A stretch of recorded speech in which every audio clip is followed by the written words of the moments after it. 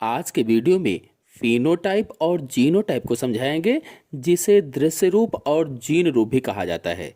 तो फिनोटाइप और जीनोटाइप का प्रयोग जोहानसन ने में किया था। इन शब्दों का प्रयोग किसने किया? जोहानसन में किया था। चलिए इन दोनों को एक एक करके समझा देते हैं। तो पहला है फिनोटाइप।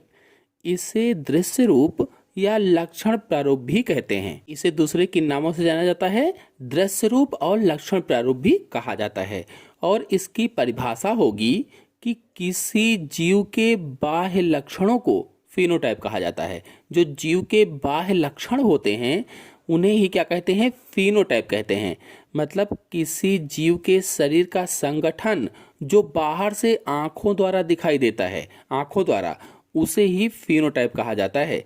जैसे लंबा, बौना, पीला, हरा, गोल, झुर्रीदार आदि, ये जो बाह्य लक्षण होते हैं इसे क्या कहते हैं? फिनोटाइप कहते हैं। अतः हम कह सकते हैं कि फिनोटाइप अथवा लक्षण प्रारूप जीव के विभिन्न गुणों जैसे आकार, रंग, आकृति आदि को व्यक्त करता है। इसका अर्थ यह हुआ कि जो लक्षण दिखाई देते हैं उन्हें ही फिनोटाइप कहते हैं, या जो लक्षण दिखाई देते हैं उन्हें ही लक्षण प्रारूप या दृश्य प्रारूप या समलक्षणी भी कहा जाता है। समलक्षणी भी इसी का नाम है। चलिए अब जीनोटाइप को समझा देते हैं। तो इसे जीन रूप या समजीनी भी कहा जाता है। इसके दूसरे नाम क्या है? जीन रूप या समजीनी भी कहते हैं। और इसकी परिभाषा होगी कि किसी जीव की जीनी संरचना को जीनोटाइप कहते हैं। जीव की जो जीनी संरचना होती है उसे ही क्या कहा जाता है?